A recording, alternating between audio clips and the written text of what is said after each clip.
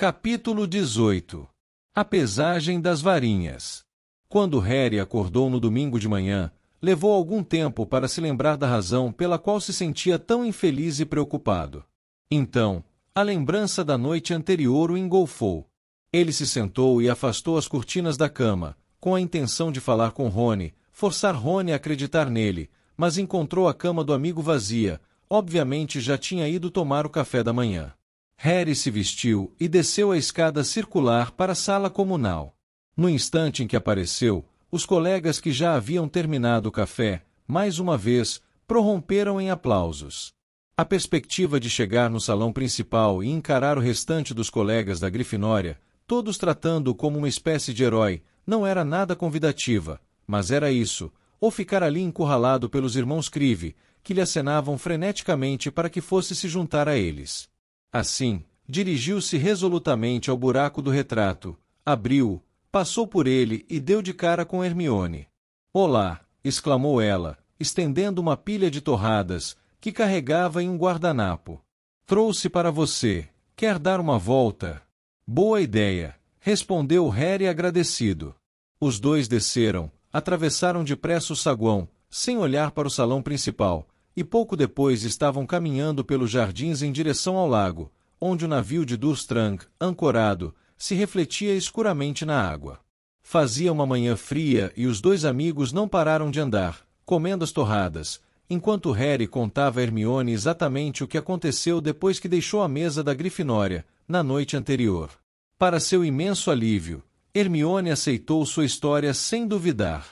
"Bem, é claro que eu sabia que você não tinha se inscrito", disse a garota, quando ele terminou de contar a cena na câmara vizinha ao salão principal. "A cara que você fez quando Dumbledore o chamou. Mas a pergunta é, quem inscreveu você?" "Por quê? Moody tem razão, Harry. Acho que nenhum estudante teria sido capaz de fazer isso. Nunca teria sido capaz de enganar o Cálice de Fogo, nem de anular o feitiço de Dumbledore. Você viu Rony?" interrompeu a Harry. Hermione hesitou. "Vi. Estava tomando café. Ele ainda acha que eu me inscrevi?" "Bem, não, acho que não. Não para valer", disse ela sem jeito. "Que é que você está querendo dizer com esse não para valer?" "Harry, não está na cara", respondeu Hermione desesperada. "Ele está com ciúmes." "Com ciúmes?"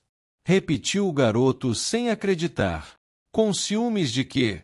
Será que ele quer fazer papel de babaca na frente da escola inteira?" "Olha", disse Hermione pacientemente, "é sempre você que recebe todas as atenções. Você sabe que é. Sei que não é sua culpa", acrescentou ela depressa, vendo Harry abrir a boca, indignado. "Sei que você não quer isso. Mas, bem, sabe, Rony tem todos aqueles irmãos competindo com ele em casa, e você é o melhor amigo dele, e é realmente famoso. Rony é sempre deixado de lado quando as pessoas veem você, e ele aguenta isso sem reclamar, mas acho que mais essa vezinha, foi demais." "Ótimo", disse Harry com amargura. "Realmente ótimo. Diga a ele que troco de lugar quando ele quiser. Diga a ele que o meu lugar está às ordens. Gente olhando de boca aberta para minha cicatriz para todo lado que vou." "Não vou dizer nada a ele", falou Hermione com rispidez. "Diga você mesmo. É o único jeito de resolver isso. Não vou correr atrás dele para fazer ele crescer", disse Harry, tão alto, que várias corujas pousadas em uma árvore próxima levantaram voo assustadas. "Talvez ele acredite que não estou me divertindo quando me partirem o pescoço ou... Isso não tem graça", disse Hermione baixinho. "Não tem a menor graça." Ela parecia extremamente ansiosa. "Harry, estive pensando, você sabe o que precisamos fazer, não sabe? Depressa, assim que voltarmos ao castelo." "Sei, tacar no Rony um bom chute na bum. Escrever a Sirius. Você tem que contar a ele o que aconteceu. Ele pediu para você o manter informado de tudo o que estivesse acontecendo em Hogwarts. É quase como se ele esperasse que uma coisa dessas fosse acontecer. Trouxe pergaminho e uma pena comigo. Corta essa!" exclamou Harry, olhando à volta para verificar se havia alguém ouvindo, mas os jardins estavam muito desertos.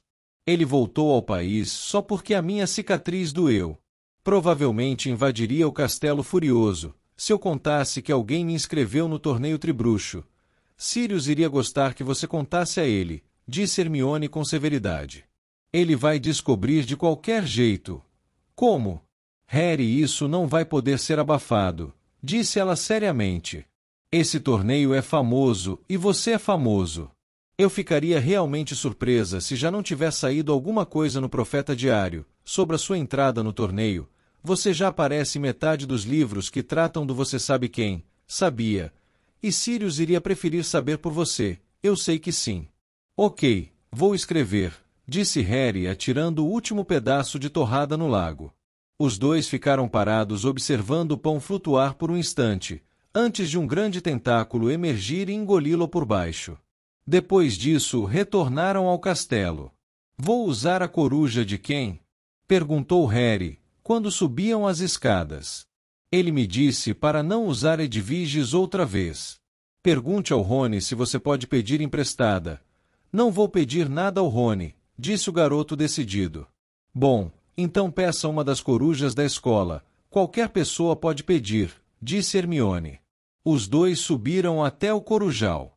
Hermione deu a Harry um pedaço de pergaminho, uma pena e um tinteiro. Depois saiu percorrendo as longas filas de poleiros, examinando as diferentes corujas, enquanto Harry se sentava encostado à parede e escrevia a carta. Caro Sirius, você me disse para mantê-lo informado do que está acontecendo em Hogwarts, então aqui vai. Não sei se você já sabe, mas vão realizar um torneio tribruxo este ano, e na noite de sábado, fui escolhido para ser o quarto campeão. Não sei quem pôs o meu nome no cálice de fogo, mas não fui eu. O outro campeão de Hogwarts é Cedrico Diggory, da Lufa-Lufa. Ele parou nesse ponto, pensativo. Teve vontade de dizer alguma coisa sobre a imensa carga de ansiedade que parecia ter se instalado em seu peito desde a noite anterior, mas não conseguiu descobrir como traduzir isso em palavras. Então, ele simplesmente molhou mais uma vez a pena no tinteiro e escreveu: Espero que você esteja ok, e bicuço também, Harry. Terminei, disse ele a Hermione, levantando-se e sacudindo a palha das vestes. Ao fazer isso, Edviges veio voando para o seu ombro e estendeu a perna. Não posso usar você, disse Harry a ela, correndo olhar pelas corujas da escola ao redor. Tenho que usar uma dessas. Edviges soltou um pio muito alto e levantou o voo tão inesperadamente que suas garras cortaram o ombro do garoto. E ficou de costas para Harry enquanto ele tentava prender a carta a uma grande coruja de igreja. Depois que a coruja partiu, Harry estendeu a mão para acariciar Edviges, mas ela estalou o bico, furiosa, e voou para os caibros do telhado fora do seu alcance. Primeiro Rony, e agora você, disse Harry aborrecido. Não é minha culpa. Se Harry pensou que as coisas iam melhorar, uma vez que se acostumasse à ideia de ser campeão, o dia seguinte lhe provou que estava enganado. Ele não poderia evitar o resto da escola quando voltasse às aulas, e era visível que o resto da escola, tal como seus colegas da Grifinória, achava que Harry se inscreveu para o torneio. Ao contrário dos garotos de sua casa, porém, os outros não pareciam estar bem impressionados. Os da Lufa-Lufa, que normalmente conviviam em excelentes termos com os alunos da Grifinória, tinham se tornado bastante frios. Uma aula de herbologia foi suficiente para demonstrar isso. Ficou claro que os alunos da Lufa-Lufa achavam que Harry roubou a glória do seu campeão, um sentimento talvez exagerado pelo fato de que a Lufa-Lufa raramente conquistava alguma glória, e Cedrico era um dos poucos que lhe deu alguma, tendo uma vez derrotado a Grifinória no quadribol. Ernesto Macmillan e Justino Finn-Fletchley, com quem Harry habitualmente se dava tão bem, não falaram com ele, embora os três estivessem reinvasando bulbos saltadores na mesma caixa, embora tivessem rido de modo bem desagradável quando um dos bulbos saltadores escapuliu da mão de Harry e bateu com força no rosto do garoto. Tampouco Rony estava falando com Harry. Hermione se sentou entre os dois, procurando a custo manter uma conversa, e embora os dois lhe respondessem normalmente, evitavam se olhar. Harry achou que até a professora Sprout parecia estar distante com ele, mas, afinal, ela era a diretora da Lufa-Lufa. Em circunstâncias normais, o garoto teria ficado ansioso para ver Hagrid, mas a aula de trato das criaturas mágicas, significava também rever os alunos da Sonserina, a primeira vez que estaria cara a cara com eles desde que se tornou campeão. Previsivelmente, Malfoy chegou à cabana de Hagrid com um conhecido sorriso desdenhoso atarrachado no rosto. Olha só, pessoal, é o campeão, disse ele a Crabbe e Goyle, no instante em que se aproximou de Harry o bastante para ser ouvido. Trouxeram os cadernos de autógrafos. É melhor pedir um agora, porque duvido que a gente vá vê-lo por muito tempo. Metade dos campeões do torneio Tribruxo morreram. Quanto tempo você acha que vai durar, Potter? Aposto que só os primeiros 10 minutos da primeira tarefa. Crabbe e Goyle deram risadas para agradá-lo, mas Malfoy teve que parar por aí, porque Hagrid surgiu dos fundos da cabana, segurando uma torre instável de caixas, cada uma contendo um enorme explosivinho. Para horror da turma, Hagrid começou a explicar que a razão pela qual os bichos tinham andado se matando era o excesso de energia acumulada, e que a solução era cada aluno pôr uma coleira em um bicho e levá-lo para passear um pouco. A única vantagem desse plano foi distrair Malfoy completamente. Levar essa coisa para passear um pouco? Repetiu ele enojado, olhando para dentro de uma das caixas. E onde exatamente você quer que a gente amarre a coleira? No ferrão, no rabo explosivo desse treco? No meio, respondeu Hagrid, fazendo uma demonstração. Vocês talvez queiram calçar as luvas de couro de dragão, assim como uma precaução a mais. Harry, vem até aqui me ajudar com esse grandalhão. A verdadeira intenção de Hagrid, no entanto, era falar com Harry longe do restante da turma. Ele esperou até todos terem se afastado com os explosivins, depois se virou para o garoto e disse, muito sério, então, você vai competir, Harry, no torneio, campeão da escola. Um dos campeões, corrigiu o Harry. Os olhos de Hagrid, negros como besouros, pareciam muito ansiosos sob as sobrancelhas desgrenhadas. Não faz ideia de quem o meteu nessa fria, Harry. Você acredita então que não fui eu que me inscrevi? Perguntou Harry, escondendo com esforço o arroubo de gratidão que sentiu ao ouvir as palavras de Hagrid. Claro que acredito, resmungou Hagrid. Você diz que não foi você e eu acredito em você, e Dumbledore acredita em você e tudo. Eu bem gostaria de saber quem foi, disse o garoto com amargura. Os dois olharam para os jardins, a turma agora andava espalhada por lá, toda ela em grande apuro. Os explosivins tinham alcançado uns 90 centímetros de comprimento e se tornado extremamente fortes. Já não eram sem casca e descolorados, tinham desenvolvido uma espécie de escudo acinzentado grosso e reluzente. Pareciam uma cruza de enormes escorpiões com caranguejos alongados, mas ainda não possuíam cabeças ou olhos reconhecíveis. Tinham se tornado imensamente fortes e difíceis de controlar. Parece que eles estão se divertindo, não acha? Comentou Hagrid alegremente. Harry presumiu que ele estivesse se referindo aos explosivins, porque seus colegas certamente não estavam. De vez em quando, com um alarmante estampido, a cauda de um deles explodia, fazendo saltar vários metros à frente, e mais de um aluno estava sendo arrastado de bruços enquanto tentava desesperadamente se levantar. Eu não sei, Harry, suspirou Hagrid de repente, voltando a encará-lo, com uma expressão preocupada no rosto. Campeão da escola. Parece que tudo acontece com você, não é? O garoto não respondeu. Parecia que tudo acontecia com ele. Era mais ou menos o que Hermione disse quando andavam pela margem do lago, e essa era a razão, segundo ela, pela qual Rony deixou de falar com ele. Os dias que se seguiram foram alguns dos piores que Harry passou em Hogwarts. O mais próximo que ele chegou desse sentimento foi durante aqueles meses, no segundo ano, em que grande parte da escola suspeitava que era ele que atacava os colegas. Mas, então, Rony ficou do seu lado. Harry achava que poderia suportar a atitude do resto da escola, se ao menos pudesse ter Rony outra vez como amigo, mas não ia tentar persuadi-lo a voltarem a se falar se ele não queria. Contudo, estava solitário, com tanta animosidade ao redor dele. Harry podia entender a atitude do pessoal da Lufa-Lufa, mesmo que não lhe agradasse, tinha um campeão próprio para apoiar. Não esperava menos do que agressões verbais dos alunos da Sonserina, era muito impopular entre eles, e sempre foi, pois ajudou a Grifinória a derrotá-los muitas vezes, tanto no quadribol, quanto no campeonato intercasas. Mas alimentou a esperança de que os colegas da Corvinal tivessem a bondade de apoiá-lo tanto quanto a Cedrico, mas se enganou.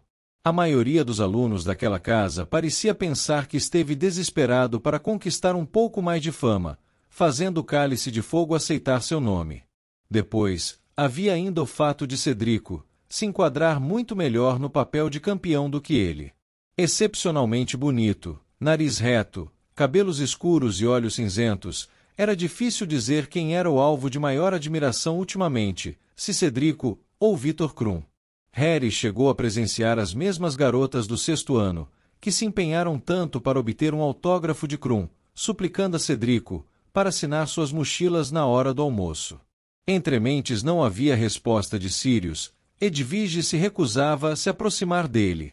A professora Sibila Trelawney andava predizendo sua morte com uma certeza ainda maior do que de costume, e ele estava se saindo tão mal nos feitiços convocatórios, na aula do professor Flitwick, que recebeu dever de casa suplementar, a única pessoa a receber, à exceção de Neville. Na realidade não é tão difícil assim. Hermione tentou tranquilizá-lo. Quando saíam da sala de Flitwick, a garota fez os objetos dispararem pela sala em sua direção a aula inteira, como se ela fosse uma espécie de imã exótico para espanadores, cestas de papel e lunascópios. Você simplesmente não se concentrou como devia. E por que teria sido isso? Perguntou Harry sombriamente, quando Cedrico Diggory passou por eles, cercado por um grande grupo de garotas, que sorriam debilmente e olharam para Harry como se ele fosse um explosivinho particularmente grande. Mesmo assim, deixa para lá, não é? 2 tempos de poções à espera da gente hoje à tarde. A aula de poções sempre foi uma experiência terrível, mas ultimamente chegava quase a ser uma tortura. Ficar trancado em uma masmorra durante 1h30 com Snape e os alunos da Sonserina, todos decididos a castigar Harry o máximo, por se atrever a ser campeão da escola, era a coisa mais desagradável que ele poderia imaginar. Já aturou uma sexta-feira, com Hermione sentada ao seu lado, entoando entre dentes, não ligue, não ligue, não ligue, e ele não conseguia ver porque esta seria melhor. Quando ele e a amiga chegaram à porta da masmorra de Snape, depois do almoço, encontraram os alunos da Sonserina esperando à porta, cada um deles usando um distintivo no peito. Por um instante delirante, Harry pensou que fossem distintivos do FALE, mas logo viu que todos continham a mesma mensagem, em letras vermelhas luminosas, que brilhavam vivamente no corredor subterrâneo mal iluminado. Apoie Cedrico Diggory, o verdadeiro campeão de Hogwarts. Gostou, Potter? Perguntou Malfoy em voz alta, quando Harry se aproximou. E isso não é só o que eles fazem, olha só. E apertou o distintivo contra o peito, a mensagem desapareceu e foi substituída por outra, que emitia uma luz verde, Potterfed. Os alunos da Sonserina rolaram de rir. Cada um deles apertou o distintivo também, até que a mensagem, Potterfed, estivesse brilhando vivamente a toda a volta do garoto. Ele sentiu uma onda de calor subir pelo pescoço e o rosto. Engraçadíssimo, disse Hermione com sarcasmo a Pansy Parkinson e sua turma de garotas da Sonserina, que riam mais gostosamente do que quaisquer outros. É realmente engraçadíssimo. Rony estava parado encostado à parede com Dino e Simas. Ele não estava rindo, mas tampouco defendia Harry. Quer um, grande? Perguntou Malfoy, oferecendo um distintivo a Hermione. Tenho um monte, mas não toque na minha mão agora, acabei de lavá-la, sabe, e não quero que uma sangue ruim a suje. Uma parte da raiva que Harry vinha sentindo havia dias, pareceu romper um dique em seu peito. Ele apanhou a varinha antes que conseguisse pensar no que estava fazendo. As pessoas em volta se afastaram correndo, recuaram pelo corredor. Harry! Gritou Hermione em tom de aviso. Anda, Potter, usa, disse Malfoy em voz baixa, puxando a própria varinha. Moody não está aqui para proteger você agora. Usa, se tiver peito. Por uma fração de segundo, eles se encararam nos olhos. Depois, exatamente ao mesmo tempo, os dois agiram. Furnúnculos! Berrou Harry. Densalgeu! Berrou Malfoy. Feixes de luz saíram de cada varinha, colidiram em pleno ar e ricochetearam em ângulo. O de Harry atingiu Goyle no rosto, e o de Malfoy, Hermione. Goyle berrou e levou as mãos ao nariz, de onde começaram a brotar furúnculos enormes e feios. A garota, chorando de dor, apertou a boca. Rony correu para ela, para ver o que aconteceu. Harry se virou e viu Rony tirando a mão de Hermione do rosto. Não era uma visão agradável. Os dentes da frente da garota, que já eram maiores do que o normal, cresciam agora, a um ritmo assustador. A cada minuto a garota se parecia mais com um castor, pois seus dentes se alongavam, ultrapassavam o lábio inferior, em direção ao queixo. Tomada de pânico, ela os apalpou e soltou um grito aterrorizado. — E que barulheira é essa? Perguntou uma voz suave e letal. Snape chegou. Os alunos da Sonserina gritavam tentando dar explicações. Snape apontou um dedo longo e amarelado para Malfoy e disse: explique. Potter me atacou, professor. Atacamos um ao outro ao mesmo tempo, gritou Harry. E ele atingiu Goyle. Snape contemplou Goyle, cujo rosto agora lembrava a ilustração de um livro doméstico sobre cogumelos venenosos. Ala hospitalar, Goyle, disse o professor calmamente. Malfoy atingiu Hermione. Disse Rony. Olhe. O garoto obrigou Hermione a mostrar os dentes a Snape. Ela se esforçava ao máximo para escondê-los com as mãos, embora isso fosse difícil, porque agora tinham ultrapassado seu decote. Pansy Parkinson e as outras garotas da Sonserina se dobravam de rir em silêncio, apontando para Hermione pelas costas de Snape. Snape olhou friamente para Hermione e disse: não vejo diferença alguma. Hermione deixou escapar um lamento. Seus olhos se encheram de lágrimas. Ela deu meia volta e correu pelo corredor afora e desapareceu. Foi uma sorte, talvez, que Harry e Rony tenham começado a gritar com Snape ao mesmo tempo. Sorte que suas vozes tenham ecoado tão forte no corredor de pedra, porque, na confusão de sons, ficou impossível o professor ouvir exatamente os nomes de que o xingaram. Mas ele captou o sentido. Vejamos, disse, na voz mais suave do mundo. 50 pontos a menos para a Grifinória e uma detenção para cada um, Potter e Weasley. Agora, entrem ou será uma semana de detenções. Os ouvidos de Harry zumbiram. A injustiça daquilo o fez desejar amaldiçoar Snape, desintegrá-lo em 1000 pedacinhos nojentos. Ele passou pelo professor e se dirigiu com Rony para o fundo da masmorra, largando com força a mochila sobre a carteira. Rony tremia de raiva, também. Por um instante, pareceu que tudo voltava ao normal entre os dois, mas, em vez disso, Rony se virou e se sentou entre Dino e Simas, deixando Harry sozinho na carteira. Do lado oposto da masmorra, Malfoy deu as costas para Snape e comprimiu o distintivo, rindo-se. O Potter fede, lampejou mais uma vez pela sala. Harry se sentou e ficou encarando Snape quando a aula começou, visualizando coisas horríveis acontecendo ao professor. Se ao menos ele soubesse executar uma maldição Cruciatus, atiraria Snape no chão, de costas, como aquela aranha, contorcendo-se e estrebuchando. Antídotos, disse Snape, abrangendo a turma toda com o olhar, seus olhos negros e frios, brilhando de forma desagradável.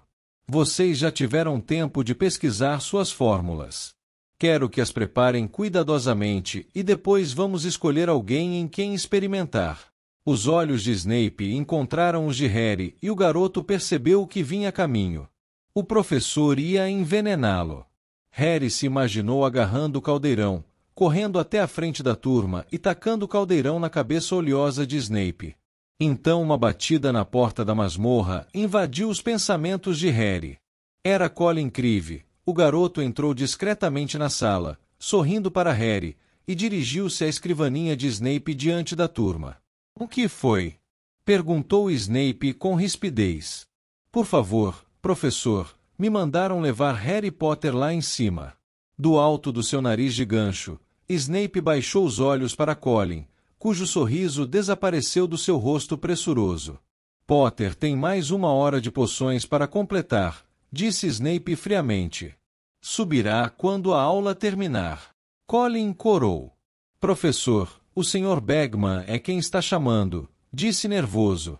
Todos os campeões têm que ir, acho que querem tirar fotos. Harry teria dado tudo o que possuía, para impedir Colin de dizer aquelas últimas palavras. Arriscou um relanceio para Rony, mas o amigo contemplava o teto decidido. Muito bem, retorquiu Snape.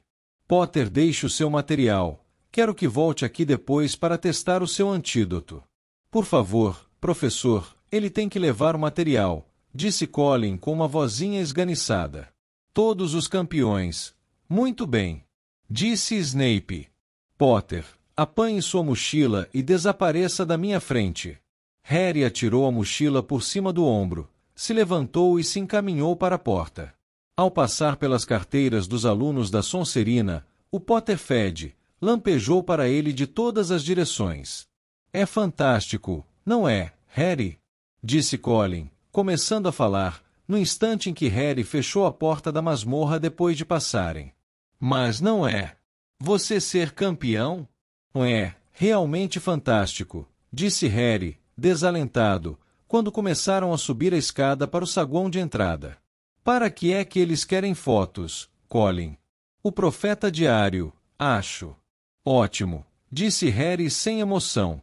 É exatamente do que estou precisando. Mais publicidade.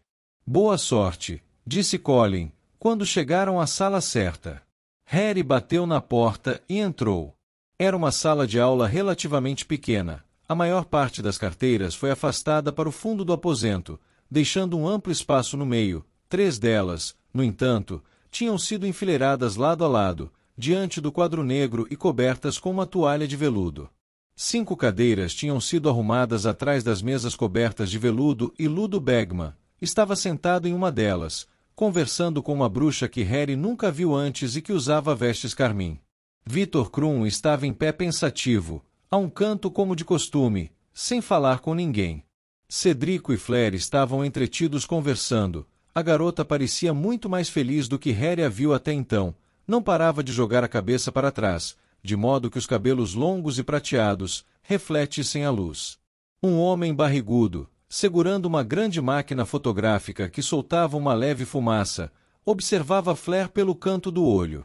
Bagman de repente viu Harry, levantou-se depressa e foi ao encontro do garoto. Aqui está ele, o campeão número 4. Entre, Harry, entre, não tem com o que se preocupar, é apenas a cerimônia de pesagem das varinhas, os outros juízes estão chegando. Pesagem das varinhas. Repetiu Harry nervoso. Temos que verificar se as varinhas estão em perfeitas condições de funcionamento, sem problemas, entende, porque são os instrumentos mais importantes nas tarefas que vocês têm pela frente, disse Bagman. O perito está lá em cima com Dumbledore, agora. E depois vai haver uma pequena sessão de fotos. Esta é Rita Skeeter, acrescentou, indicando com gesto a bruxa de vestes carmim. Está escrevendo um pequeno artigo sobre o torneio para o Profeta Diário. Talvez não seja tão pequeno assim, Ludo, disse ela, com os olhos em Harry. Os cabelos da repórter estavam arrumados em cachos caprichosos e curiosamente rígidos, que contrastavam estranhamente com seu rosto de queixo volumoso. Ela usava óculos com aros de pedrinhas. Os dedos grossos que seguravam uma bolsa de couro de crocodilo terminavam em unhas de 5 centímetros de comprimento, pintadas de escarlate. Gostaria de saber se poderia dar uma palavrinha com Harry, antes de começarmos. Pediu ela Bagman, mas ainda com os olhos fixos em Harry. O campeão mais novo, entende, para dar um toque pitoresco. Certamente, exclamou Bagman. Isto é, se Harry não fizer objeção? Disse Harry. Beleza, respondeu Rita Skeeter, e num segundo, seus dedos com garras vermelhas tinham segurado com surpreendente firmeza o braço do garoto, conduziam-no para fora da sala e abriam uma porta próxima. Não queremos ficar lá dentro, com todo aquele barulho, disse ela. Vejamos. Ah, sim, aqui está bom e aconchegante. Era um armário de vassouras. Harry arregalou os olhos para a bruxa. Vamos, querido, certo, ótimo, repetiu outra vez, encarapitou-se precariamente sobre um balde virado de boca para baixo, fez Harry sentar-se em uma caixa de papelão e fechou a porta, mergulhando-os na escuridão. Vejamos agora. Rita abriu a bolsa de crocodilo e tirou um punhado de velas, que acendeu com o aceno da varinha, e colocou-as suspensas no ar, de modo a iluminar o que faziam. Você não se importa, Harry, se eu usar uma pena de repetição rápida? Assim fico livre para conversar com você normalmente. Uma o quê? Perguntou Harry. O sorriso de Rita se abriu. Harry contou 3 dentes de ouro. Mais uma vez ela meteu a mão na bolsa e tirou uma pena comprida verde ácido e um rolo de pergaminho, que abriu entre os dois, em cima de uma caixa de removedor mágico multiuso da Sra. Soquer. Ela levou a ponta da pena verde à boca, chupou-a por um instante com cara de quem estava gostando, depois colocou-a em pé sobre o pergaminho, onde a pena ficou equilibrada tremendo ligeiramente. Teste. Meu nome é Rita Skeeter, repórter do Profeta Diário. Harry olhou depressa para a pena. No momento em que Rita falou, ela começou a escrever, deslizando sobre o pergaminho. A atraente Rita Skeeter, 43 anos, cuja pena em frene já esvaziou muitas reputações infladas. Beleza, disse Rita Skeeter, mais uma vez, e rasgou a parte escrita do pergaminho, amassou e meteu na bolsa. Inclinou-se então para Harry e disse: Então, Harry, o que fez você decidir entrar no torneio tribruxo? Disse Harry outra vez, mas foi distraído pela pena. Embora não estivesse falando, ela continuava a correr pelo pergaminho. A seguindo, o garoto pôde ler uma nova frase. Uma feia cicatriz, lembrança de um passado trágico, desfigura o rosto, de outra forma encantador, de Harry Potter, cujos olhos... Não dê atenção à pena, Harry, disse Rita Skeeter com firmeza. Relutante, Harry ergueu os olhos para ela. Agora, por que decidiu entrar para o torneio, Harry? Eu não entrei, disse Harry. Não sei como foi que o meu nome foi parar no Cálice de Fogo. Eu não o coloquei lá. A repórter ergueu a sobrancelha fortemente delineada. Ora, Harry, não precisa ter medo de entrar numa fria. Todos sabemos que você não deveria ter se inscrito. Mas não se preocupe com isso. Os nossos leitores adoram rebeldias. Mas eu não me inscrevi, repetiu Harry. Não sei quem. Como é que você se sente com relação às tarefas que o aguardam? Perguntou Rita Skeeter. Empolgado. Nervoso. Ainda não pensei realmente. Nervoso, suponho, disse Harry. Ao falar, suas entranhas reviraram desconfortavelmente. Houve campeões que morreram no passado, não é? Disse Rita com eficiência. Você chegou a pensar nisso? Bom, dizem que vai ser muito mais seguro este ano. A pena correu veloz pelo pergaminho entre os dois, para frente e para trás, como se estivesse patinando. Naturalmente, você já viu a morte cara a cara antes, não é? Perguntou ela, observando-o atentamente. Como você diria que isso o afetou? Disse Harry uma terceira vez. Você acha que o trauma do passado o deixou desejoso de se pôr à prova? De fazer jus ao seu nome? Você acha que talvez tenha se sentido tentado a se inscrever no torneio tribruxo porque... Eu não me inscrevi, disse Harry, começando a se sentir irritado. Você tem alguma lembrança dos seus pais? Perguntou Rita Skeeter, abafando a resposta do garoto. Não. Como você acha que eles se sentiriam se soubessem que você ia competir no torneio tribruxo? Orgulhosos. Preocupados. Zangados. Harry estava se sentindo realmente aborrecido agora. Como é que ele ia saber o que seus pais estariam sentindo se fossem vivos? Percebeu que a jornalista o observava muito atentamente. De cara amarrada, ele evitou seu olhar e baixou os olhos para as palavras que a pena acabava de escrever. As lágrimas marejaram aqueles olhos espantosamente verdes, quando a nossa conversa se voltou para os pais de quem ele mal se lembra. Eu não estou com lágrimas nos olhos, disse Harry em voz alta. Antes que Rita Skeeter pudesse dizer uma palavra, a porta do armário de vassoura se escancarou. Harry olhou à volta, piscando para a claridade. Alvo Dumbledore estava parado ali, contemplando os dois apertados no armário. Dumbledore! Exclamou Rita Skeeter, parecendo encantada, mas Harry reparou que a pena e o pergaminho tinham repentinamente desaparecido da caixa de removedor mágico e os dedos da jornalista com garras nas pontas fechavam apressadamente a bolsa de crocodilo. Como vai? Disse ela, erguendo-se e estendendo uma das mãos grandes e masculinas a Dumbledore. Espero que tenha visto meu artigo durante o verão sobre a conferência da Confederação Internacional de Bruxos. Encantadoramente maldoso, respondeu o diretor com os olhos cintilantes. Gostei principalmente da descrição que fez de mim, como um debilóide ultrapassado. A repórter não pareceu sequer remotamente desconcertada. Eu só estava tentando mostrar que algumas de suas ideias são um tanto antiquadas, Dumbledore, e que muitos bruxos nas ruas. Ficarei encantado de ouvir o raciocínio que fundamentou a grosseria, Rita, disse Dumbledore, com uma reverência cortês e um sorriso, mas receio que tenhamos de discutir esse assunto mais tarde. A pesagem das varinhas vai começar e não pode ser realizada se um dos campeões estiver escondido em um armário de vassouras. Satisfeitíssimo de se afastar de Rita Skeeter, Harry correu de volta à sala. Os outros campeões estavam agora nas cadeiras junto à porta, e ele se sentou depressa ao lado de Cedrico, com os olhos na mesa coberta de veludo, onde agora havia 4 dos 5 juízes. O professor Karkaroff, Madame Maxime, o Sr. Crout e Ludo Bagman. Rita Skeeter se acomodou a um canto. Harry a viu tirar discretamente o pergaminho da bolsa, abri-lo sobre um joelho, chupar a ponta da pena de repetição rápida e equilibrá-la mais uma vez sobre o pergaminho. Gostaria de lhes apresentar o Sr. Olivaras, disse Dumbledore, ocupando seu lugar à mesa dos juízes e se dirigindo aos campeões. Ele vai verificar suas varinhas para garantir que estejam em boas condições antes do torneio. Harry olhou para os lados, e com um choque de surpresa, viu um velho bruxo com grandes olhos azul claros parado discretamente à janela.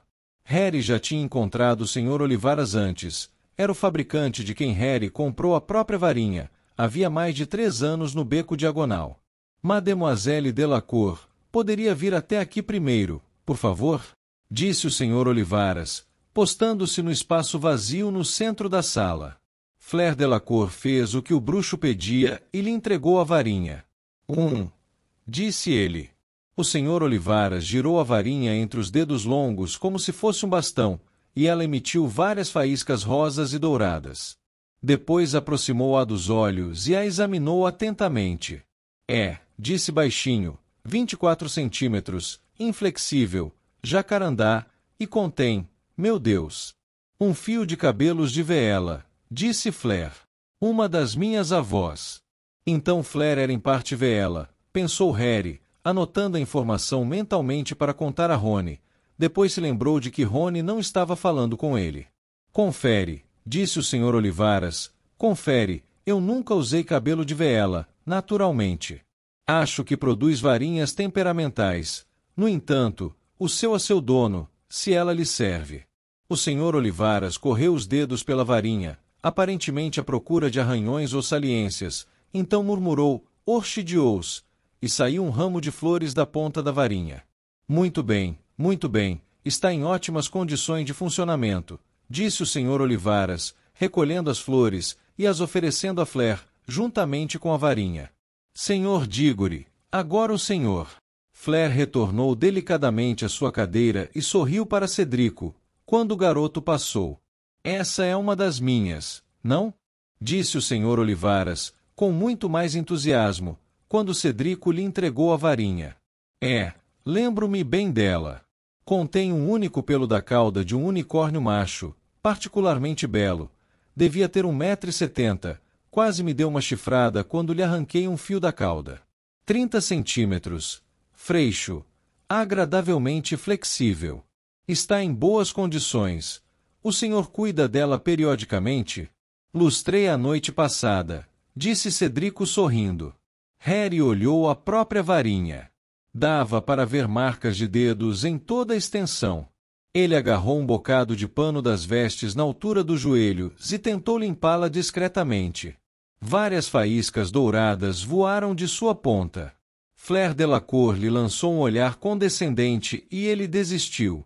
O Sr. Olivaras disparou uma sequência de anéis de fumaça prateada pela sala, da ponta da varinha de Cedrico, declarando-se satisfeito, e em seguida, disse: Sr. Krum, se me faz o favor. Vitor Krum, com o corpo curvado, os ombros redondos e os pés para fora, levantou-se e foi até o Sr. Olivaras. Entregou a varinha e ficou parado, de cara fechada e mãos nos bolsos das vestes. Disse o Sr. Olivaras, é uma criação de Gregorovitch, a não ser que eu esteja enganado. Um excelente fabricante de varinhas, embora o estilo nunca seja bem o que eu. Contudo, ergueu a varinha e examinou-a minuciosamente, revirando-a várias vezes diante dos olhos. Bétula e corda de coração de dragão? Perguntou a Krum, que confirmou com a cabeça. Um pouco mais grossa do que se vê normalmente, bastante rígida, 26 centímetros, avis. A varinha de Bétula produziu um estampido como de uma pistola e um bando de passarinhos churiantes saiu voando de sua ponta, pela janela aberta, em direção ao sol desbotado. Ótimo! Exclamou o Sr. Olivaras, devolvendo a varinha a Krum. Resta agora o Sr. Potter. Harry se levantou e passou por Krum para chegar ao Sr. Olivaras, e entregou sua varinha. Ah, sim, disse o perito, seus olhos azul claros repentinamente brilhando. Sim, lembro-me muito bem. Harry se lembrava também. Lembrava-se como se tivesse sido ainda ontem. Há 4 verões, no seu 11º aniversário, ele entrou na loja do Sr. Olivaras com Hagrid para comprar uma varinha. O homem tirou suas medidas e em seguida começou a lhe dar varinhas para experimentar. Harry teve a impressão de que desprezou todas as varinhas da loja, até finalmente encontrar a que lhe servia, aquela, que era feita de azevinho, 28 centímetros e continha uma única pena da cauda de uma fênix. O Sr. Olivaras se mostrou muito surpreso que Harry fosse tão compatível com essa varinha. Curioso, disse ele, curioso. Somente quando o garoto perguntou o que era curioso, o bruxo explicou que a pena de fênix na varinha de Harry veio do mesmo pássaro que forneceu a alma da varinha de Lord Voldemort. Harry nunca compartilhou essa informação com ninguém. Gostava muito de sua varinha e, por ele, a afinidade dela com a varinha de Voldemort era algo imutável, do mesmo jeito que não podia mudar o fato de ser parente da tia Petúnia. Contudo, ele realmente desejou que o Sr. Olivaras não fosse contar isso aos presentes. Tinha a estranha sensação de que a pena de repetição rápida de Rita Skeeter poderia explodir de empolgação se isso acontecesse. O Sr. Olivaras passou mais tempo examinando a varinha de Harry do que a dos demais. Por fim, porém, fez jorrar uma fonte de vinho da varinha e devolveu-a a Harry, anunciando que o objeto continuava em perfeitas condições. Muito obrigado a todos, disse Dumbledore, levantando-se da mesa dos juízes. Vocês podem voltar às suas aulas agora, ou talvez seja mais rápido descerem logo para jantar, já que elas estão prestes a terminar. Achando que finalmente alguma coisa deu certo naquele dia, Harry se levantou para sair, mas o homem com a máquina fotográfica preta deu um pulo da cadeira e pigarreou. Fotos, Dumbledore, fotos, exclamou Bagman, excitado. Todos os juízes e campeões. Que é que você acha, Rita? Certo, vamos fazer essas primeiras, respondeu a repórter, cujos olhos estavam fixos em Harry outra vez. E depois talvez umas fotos individuais. As fotos consumiram muito tempo. Madame Maxime deixava todos na sombra, sempre que se levantava e o fotógrafo não conseguia recuar o suficiente para enquadrá-la. Por fim, ela teve que se sentar e os demais se postarem ao seu redor. Karkaroff não parava de torcer o cavanhaque com o dedo, para lhe acrescentar mais um cacho. Krum, que Harry imaginou estar acostumado a esse tipo de coisa, procurava se esconder atrás do grupo. O fotógrafo parecia interessadíssimo em colocar Fleur na frente, mas Rita corria a toda hora e arrastava Harry para lhe dar maior destaque. Depois, ela insistiu que se fizessem fotos separadas dos campeões. E finalmente, todos foram liberados. Harry desceu para jantar. Hermione não estava lá. Ele supôs que a amiga continuasse na ala hospitalar consertando os dentes. Ele comeu sozinho na ponta da mesa. Depois voltou à torre da Grifinória, pensando em todos os deveres suplementares sobre feitiços convocatórios que precisava fazer. Em cima no dormitório, encontrou Rony. Você recebeu uma coruja, disse ele bruscamente, no instante em que Harry entrou. Apontou para o travesseiro do amigo. A coruja de igreja da escola esperava ali. Certo, disse Harry. E temos que cumprir as detenções amanhã à noite na masmorra do Snape.